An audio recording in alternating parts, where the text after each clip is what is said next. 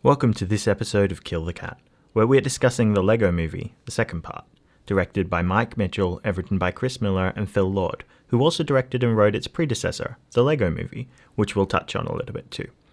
In this episode, we're looking at what makes these movies so charming, and how you can achieve charm in your own work. Now, enjoy the episode.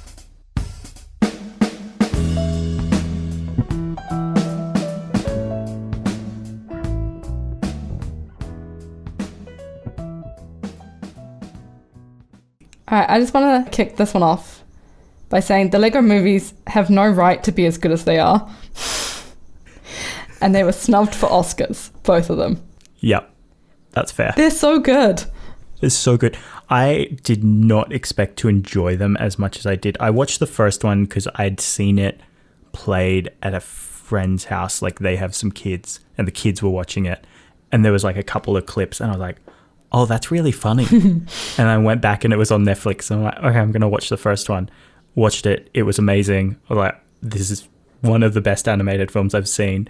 And then, watched the second one fairly recently because it came out on Netflix. And I was like, it's hit the mark as a sequel for me. It's equal to, if not better than the first one, I'd say. I think it's better than the first one. Yeah. Somehow, because the first one's pretty perfect. But I think, this one has somehow topped it.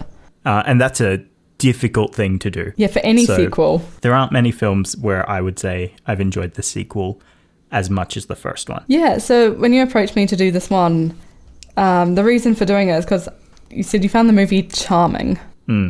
So why don't we define charm? So the dictionary definition of charm is to delight greatly. I think it delights greatly. Yeah, I think we all know what charm is, but we might have some trouble if someone asked you, what does it mean to be charming? We might have some trouble trying to define that. And if someone says a movie is charming, you get what they mean, but it's hard to describe exactly what makes it charming. So that's kind of the challenge we set for ourselves. Yeah, because you came to me after I'd mentioned this movie, and after you'd watched it, I think you said like, oh, let's talk about what makes it charming. And I'm like, yeah, that's a great idea. This is a really charming movie. And then I sat down and I was like, what the heck does that mean? Like, that means nothing. And so I had to go, and because I saw the dictionary definition, I'm like, well, plenty of movies make me delight greatly. Like The Nice Guys, which we talked about a few episodes ago, makes me delight very greatly. But it's not a charming movie. And so we both kind of went and, I guess, listed some of the movies that we found charming. And I think what I've landed on, and I guess my thesis for what makes a movie charming, is that they engage the imagination of a child to tell their stories. Whether actively as part of the story they have a child, or whether it's just the style of the story and the style of the film engages imagination through a child's eyes. I feel like those are the movies that come across as charming. A recent example would be Jojo Rabbit. That whole movie is based around a kid and his imagination. Taika Waititi plays his imaginary Hitler friend. And, it's a brilliantly charming movie, but it's all through the perspective of a child. Another one that we've talked about is The Princess Bride. And that is all through the eyes of a child who's being told a story by his grandpa. WALL-E was another film that for me, and that one's a little bit different in that we don't really have a child telling the story, but WALL-E is kind of a very childlike character. And so there's still this sense of like discovery and imagination through the eyes of a child. So those are for me. You had some charming movies on your list. I actually had the original Star Wars trilogy down on my list. And I think I put that down. For me, like going back and thinking about Star Wars, I think I was thinking about it because the Lego movies clearly are influenced a lot by Star Wars. There's a scene in the second one. It's after Lucy and Batman and stuff get like captured. I'm like, okay, if Emmett goes and finds like a Yoda figure, this is The Empire Strikes Back. And then literally 2 scenes later, he went and found Rex, Rex Dangerfield? Dangervest. Dangervest. Rex Dangervest. What a name. Yeah, so I had the Star Wars movies down. I had the Paddington movies down. Paddington isn't a child, but he does have that kind of Wall-E idea of like the childlike naivety. Yeah. He's going like things. And Toy Story, particularly the opening sequence to Toy Story 3, when Andy is playing with all of them and the scenario he's imagining with his toys has been animated. And the last one I had on my list was E.T., which again is a child, and looking at an alien from a child's mind. So these movies, they seem to tap into something within us, like, because adults like these movies as well as kids. Yeah, I think, yeah, it connects with our inner child and like connects us to a lot of the, I guess, the feelings that we felt as a child. I think the idea that they make us feel something is an interestingly key point to these movies. And obviously, movies should make us feel something. That's the idea. But I think there's something that if you're trying to make a movie that is charming, it needs to hit that child, like that inner child and the imagination in your audience. And if you can't hit that, I don't think you're going to get that charm from the movie. So in preparation for this, I did watch the second one. I also then went back and rewatched the first one, and I realized I hadn't seen it for a second time. That's a wholly different movie after watching the second one. Yeah. Because the first time you go into it, and like it's a fun adventure, but you don't know the twist is coming, where it's revealed to be a little boy playing with it. But when you go back and rewatch it knowing that and knowing the entire thing is in a child's imagination, I'd argue like it's a better movie. It's way more fun and just everything makes a lot more sense. So we're talking a bit about charm through this parody and self-satire that both movies get into. Yeah, there's sort of a few different places they get charm from, but parody and self-satire is probably one of the big obvious ones. The second movie especially. And I think because you have that background of knowing what happened in the first one and knowing the twist of the first movie, you kind of get all of the charm of like knowing it's in a kid's imagination for the second one.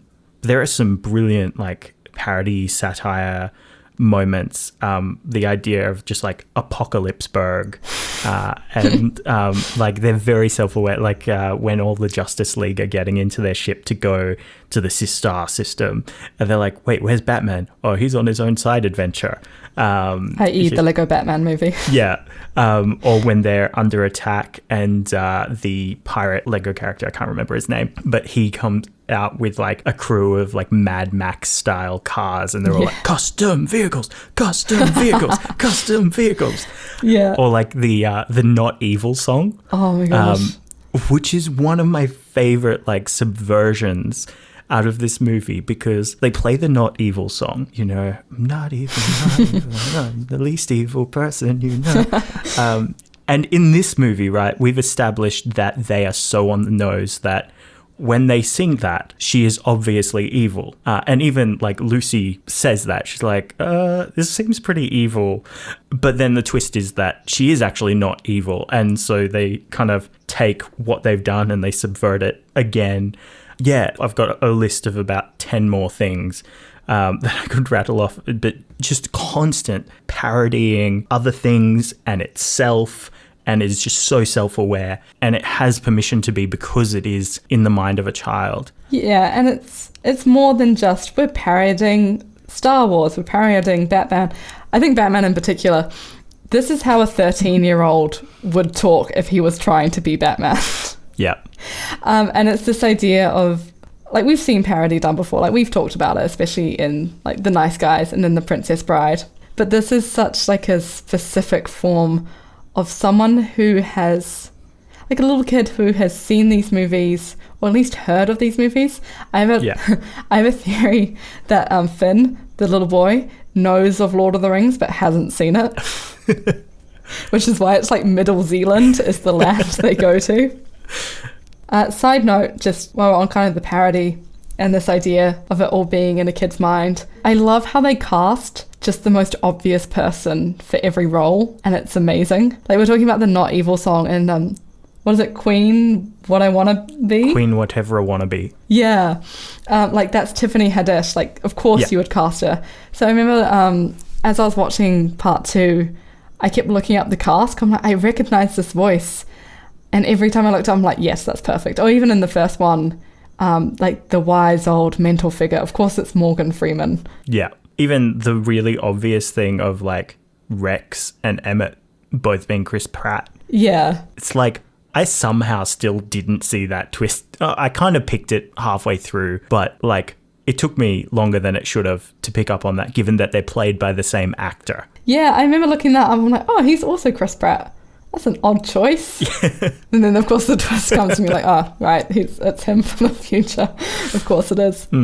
Oh, one of my favourite things is, like, again, it's this idea of this kid who's clearly seen Star Wars and Jurassic World and maybe Guardians of the Galaxy. Yeah. And has just combined all of that into... Rex has raptors on his spaceship. But I love also then it's like he's taken the things that kids would know about an office job, like, you know, I hate Mondays and what's the Wi-Fi password? I don't know, ask Sharon. Yeah, and in the first one, like, the bad guy is president business. Yeah. And I love how he's got things like micromanagers and a think tank. Like this kid who has clearly picked up stuff he's heard his dad say. Just buzzwords. Yeah, and just incorporated it into his own game as like the villain slang, which I love.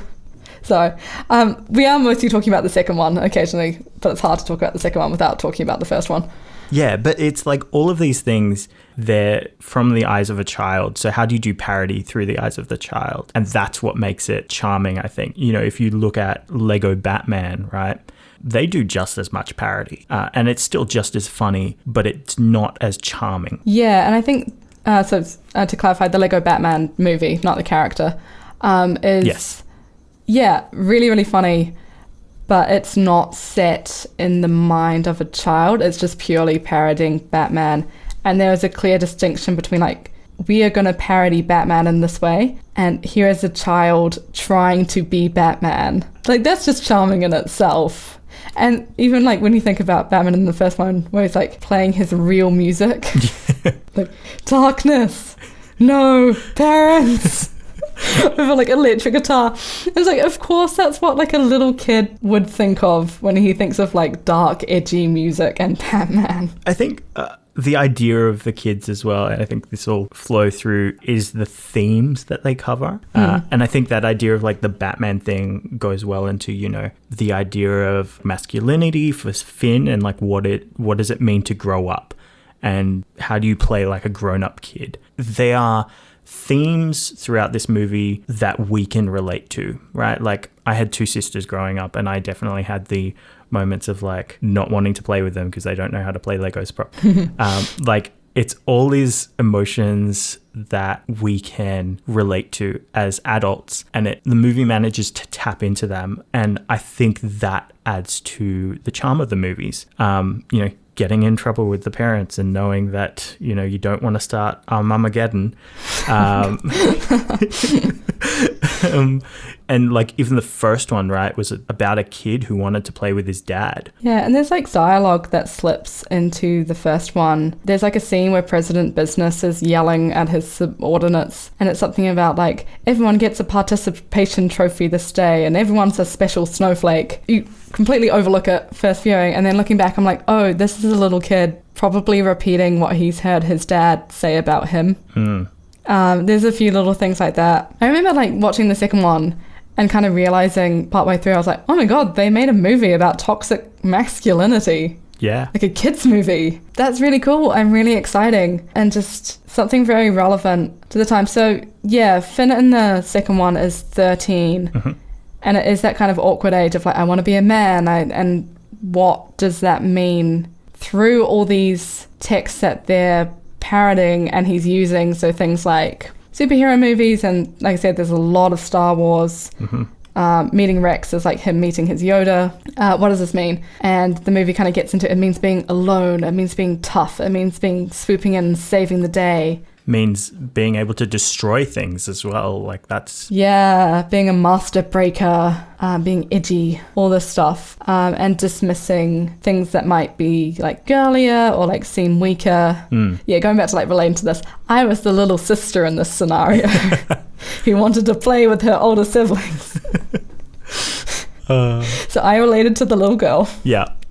No, I find it really interesting as well, just the characters of the parents, because the father is like non-existent in the second movie. He goes away to play golf and like is no help at all when the mum's trying to deal with the kids. And I'm like, oh, bad role model. Come on, dude. But yeah, it's, I guess, showing these ideas and themes that kids have to go through. I don't know, for me personally, like it hits those things that I went through as a kid. And, you know, you're saying, you know, you were the Bianca in the situation trying to play with her older siblings, right? Relating to those things that we've all been through, it definitely adds to the charm of the movie. Yeah, and like in the first one, going back to President Business, i.e. Finn's dad, Will Ferrell's character, we all want to be told we're special by our parents, and like we want to feel special and included and loved. Yeah. And that's a child that's clearly not feeling that. But also that reversal as well, you relate to the father figure of forgetting how to play. There's that moment of looking down and being like, oh wow, like look at all this stuff my kid built.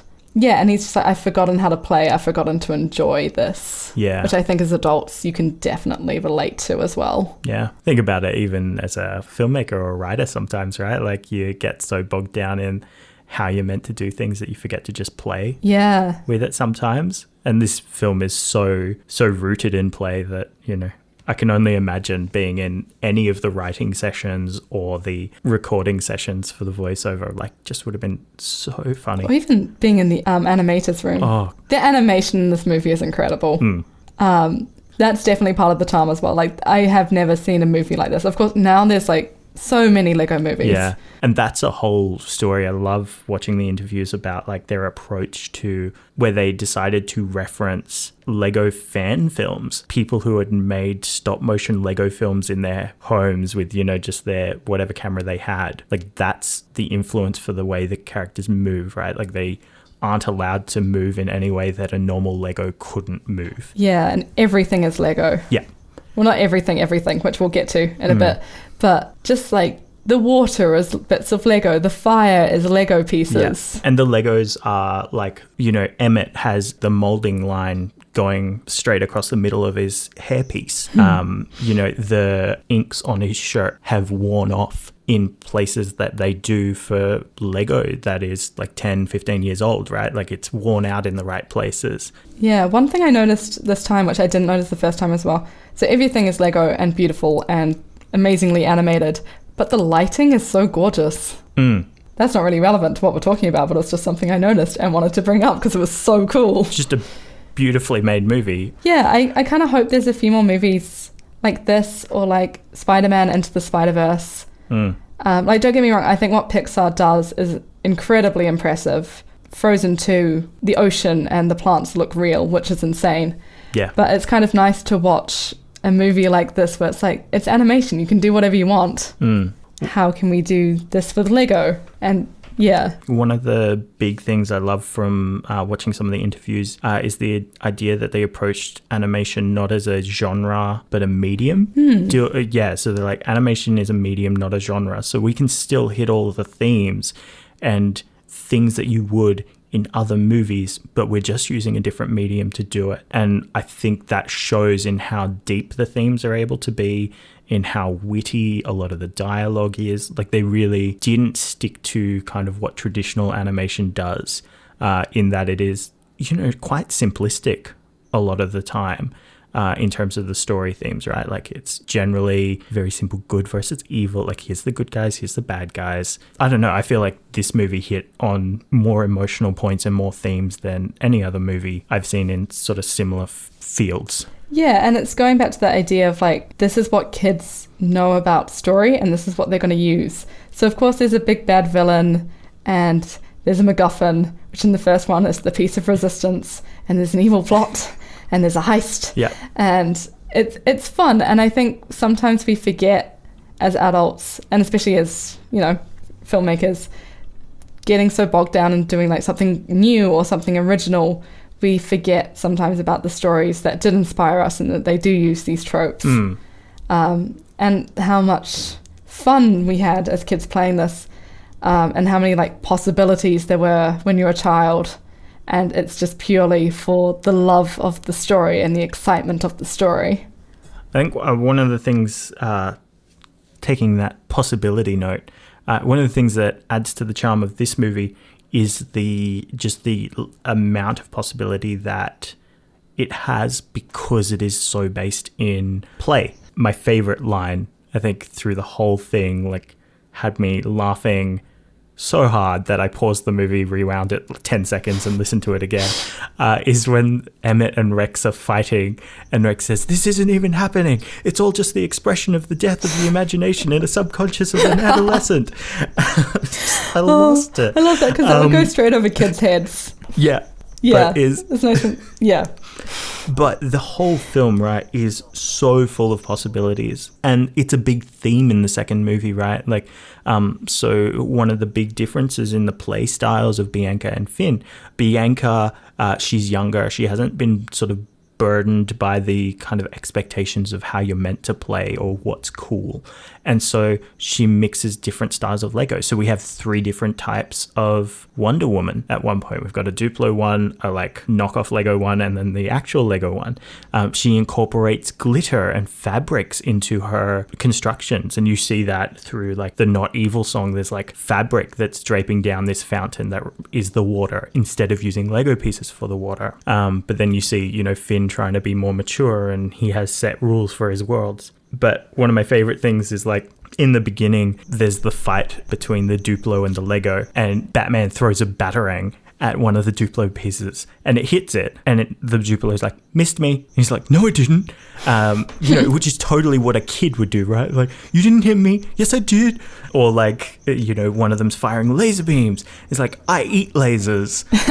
Like, it's these things that they aren't restricted by typical rules. They are just kids' imaginations gone wild. And so anything can happen. And I think that is just another key for this movie being so successful in how charming it is. Yeah, and I liked how a lot of the conflict came from this movie being set in 2 different kids' imaginations. Because I remember going into this and I was like, okay, they can't do a big reveal this time because we know that it's a kid's imagination. So how are they going to do this? I think introducing this idea of there are 2 kids, one wants to play with the other, but Finn doesn't want to play with Bianca. Yeah, and the idea of like Finn is very used to, this is my world, this is my rules. If I want to throw batarangs and if I want to have laser beams, I can. And then having that person being like, "Oh, you missed me. Well, I eat lasers, so you can't do that." Yeah. Yeah, and going back to that idea of theme, I just loved how it's set up as the Sistar system. Which another note is the Sistar system is a musical. Yes, because she wants to play Dance Party, like in the real world. Yeah. So Bianca plays in a classically more girly way, but I liked how, even though it was girlier and it was brighter and there was glitter and music, her world was no less complex than Finn's. Which I thought was really cool. And the whole movie is about learning that if you learn how to play with your sibling or learn how to play with other people, you get even more possibilities. Yeah. Instead of shutting each other's possibilities down. So yeah, Bianca wants to play Dance Party and she wants to have a wedding between her queen and Batman.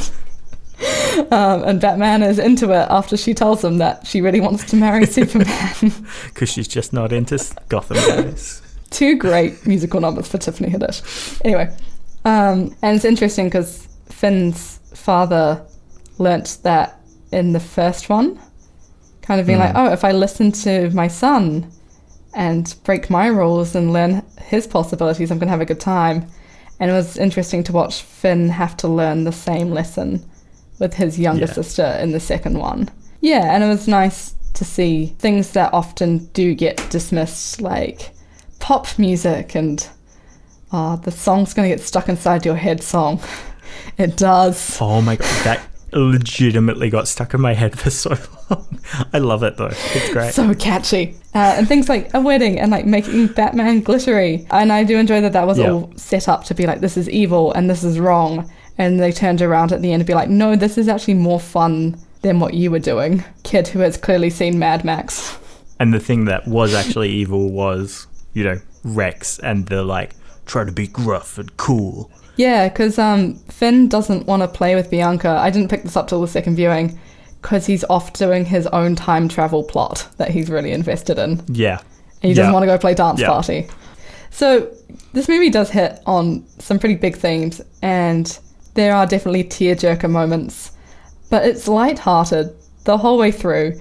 Even in the low point of the story, everything's not awesome. Like, it's sad, but you're laughing so hard. Yeah. I think I finally get Radiohead. That's the best line.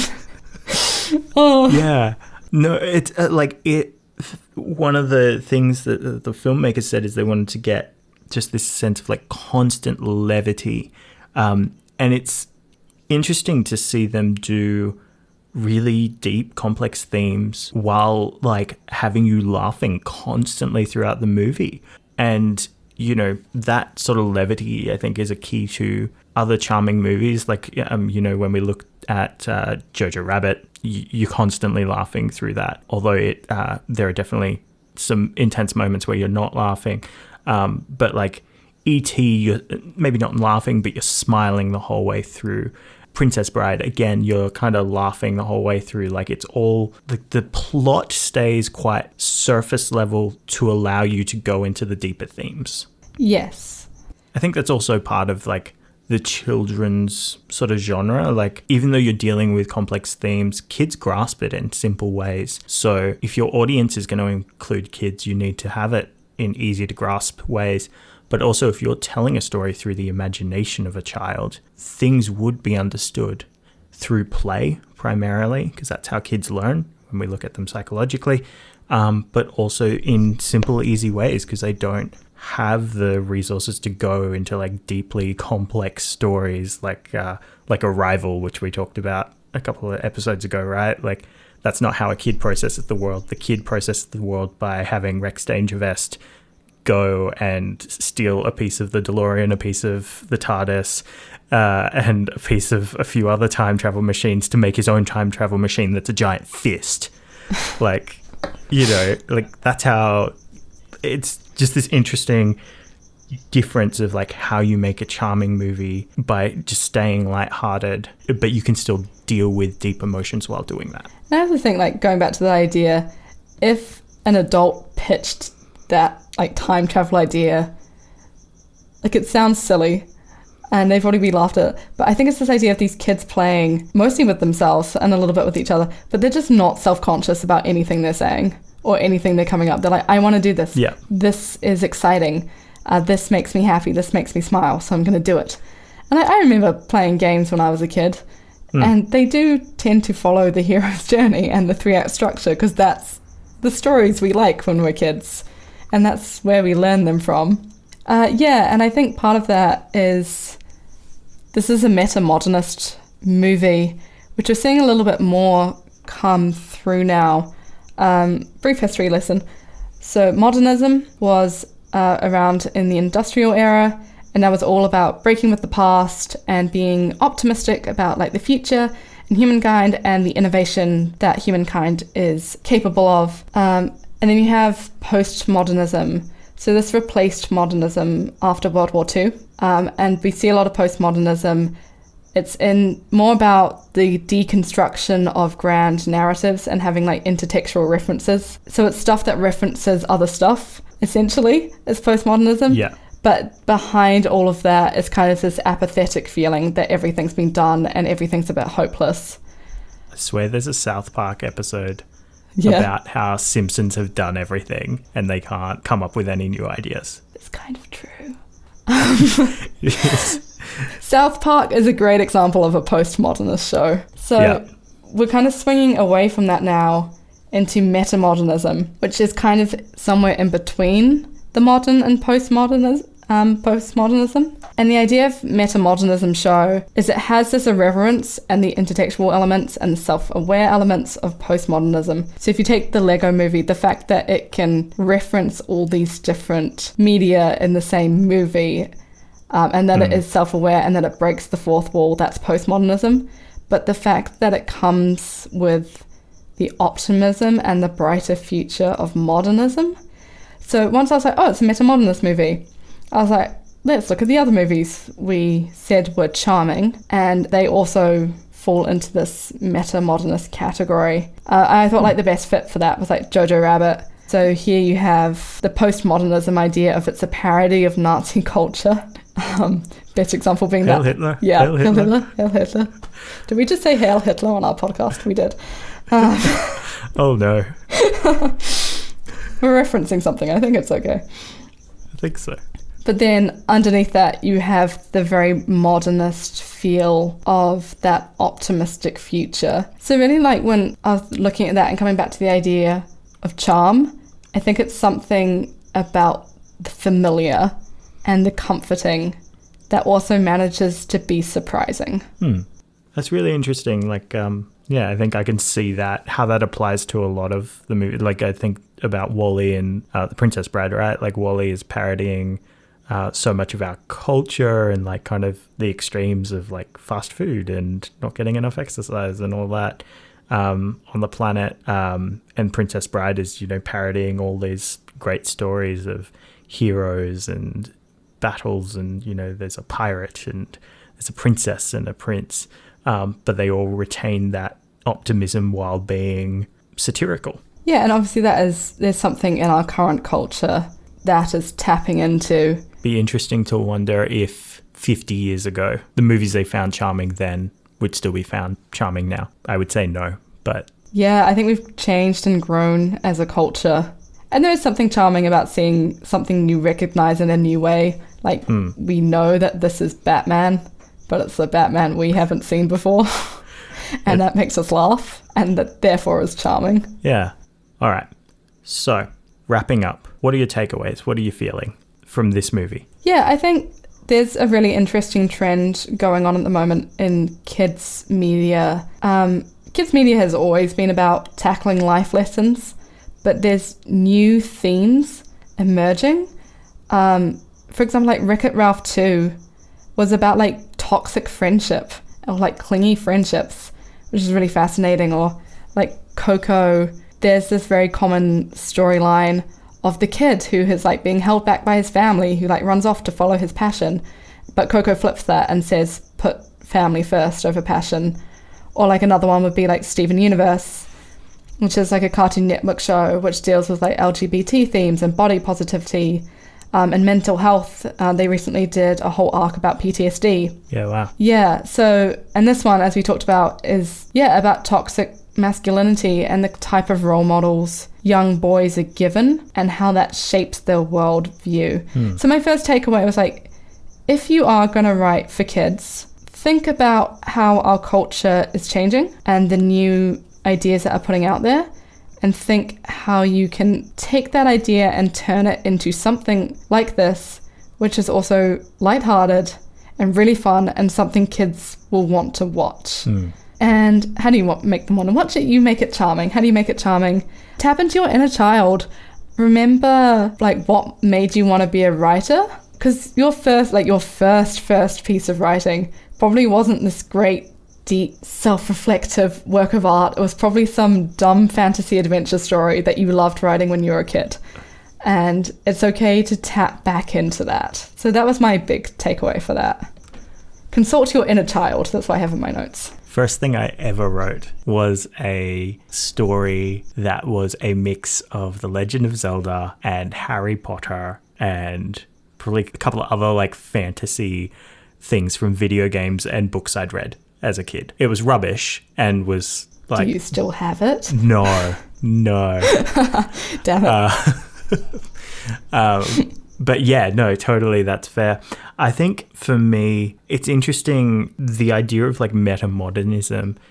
I think it's actually creating a space where media that would traditionally be considered for kids is actually able to be just as relevant for adults. I feel like I'm seeing more and more these days, kids' movies are coming out that speak just as much to like grown-ups and to me as they do to the children that they are probably marketed at and sort of initially written for. But yeah, I think the actual takeaway is engage with play in the writing process and in the filmmaking process. And when approaching themes and emotions, try to consider how a child might handle that, especially complex emotions, because that can give good clues for how to communicate the idea. Yeah, and that's not saying dumb it down. Like, kids are smart. And if you go watch the Lego movies, these are engaging, complex, grand narratives that these kids are thinking about in their imaginations.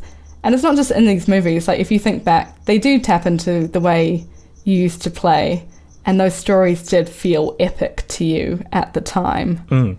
Do you think we're secretly just in some kid's game? Do you think the world is some kid growing up and getting edgier and trying to destroy the world? I hope not. That's why we've had fires and floods and coronavirus. It would make a lot of sense, though. There's fire everywhere. There's floods everywhere. There's a plague. Yeah, okay. We're all Lego. It's the Matrix, but it's Lego. That's the next Lego movie. Lego Matrix. I'd watch that. You should write a fanfic about that. Yeah. Neo breaks out and he's actually like a 10-year-old boy. He thought he was a Lego the whole time. Hey guys, hit us up on whatever social media we have and tell us, would you watch that? All right. Well, until next time. Until next time. That was our episode on the Lego movies and how to use charm. If you like the episode and want to hear more, make sure to hit the subscribe button and click the bell to receive notifications of our upcoming episodes. You can stay tuned for future episodes on movies such as Enchanted, The Platform, and even John Wick. Thanks for listening. Until next time, this has been Kill the Cat.